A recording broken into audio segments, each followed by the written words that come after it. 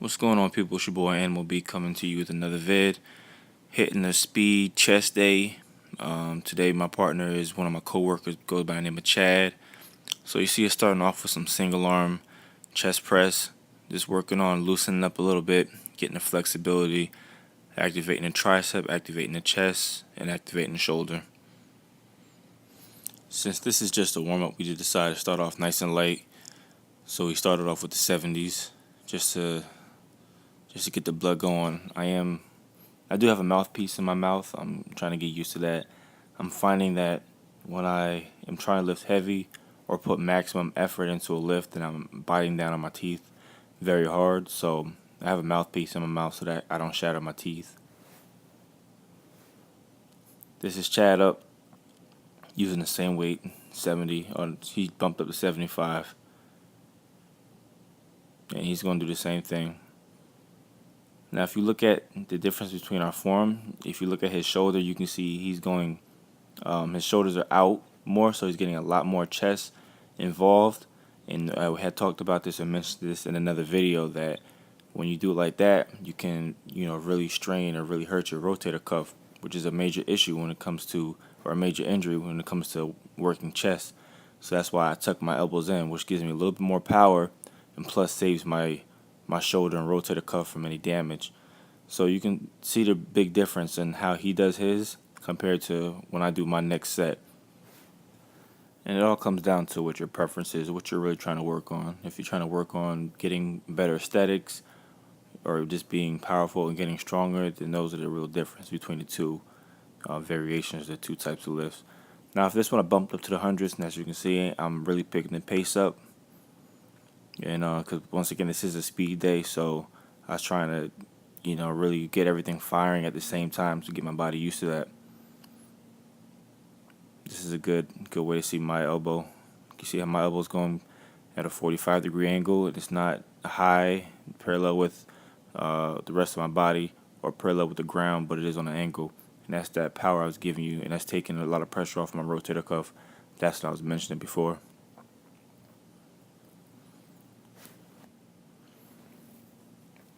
Okay, next we'll move on to some flat bench.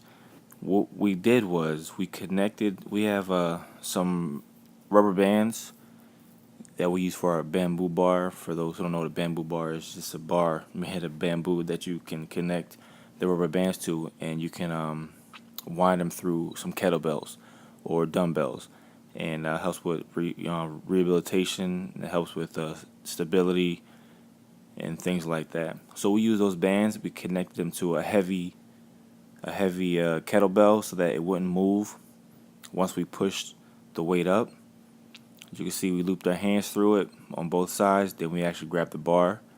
And what this is real good because as you come down, going with gravity, you have the weight. And as you push up, the weight is getting heavier as the rubber band lengthens. So this is real good to work on strength, to work on power, and work on speed. Next, we move up to 225. And I should mention that as soon as you unrack the bar from the rack, the rubber bands try to pull the bar to your chest. So this is a very good exercise to develop overall strength, and I highly suggest you try it if your gym has the bands like this. And of course, it's going to have dumbbells, but you can also use kettlebells or any other heavy object that won't lift as you press the weight up. This is me just finishing up with 275, the same manner. Just did a few reps. Felt pretty good. Chad finishing his set the last time. This is his first time doing it. He did real good with it. And it's always good to, flip-flop your workouts, especially if you're working out with someone who knows what they're doing. He's another trainer, so I trust his knowledge. So it's always good to mix the workout up. Last thing I did right here, I just busted down to 225 with no bands, and repped out a quick 22. And I still had some more in the tank, but I put it back. I just wanted to see how it felt to go above 15. I haven't done it in a while. So, yeah, 225, 22 reps. This isn't the first time that Chad and I have worked out. Normally, Chad, myself, and Big Lude work out together. But this day, Lude happened to hit chest the day before. So he's working on back today. That's why I see him walking around in the background. And it's just Chad and I working out. But what we do is we all let one another lead the workout. You know, from time to time, we'll follow Chad or we'll follow Lude or follow myself. And that's a good way to get variation because everyone trains differently, everyone thinks differently, and that's how you really get the big gains.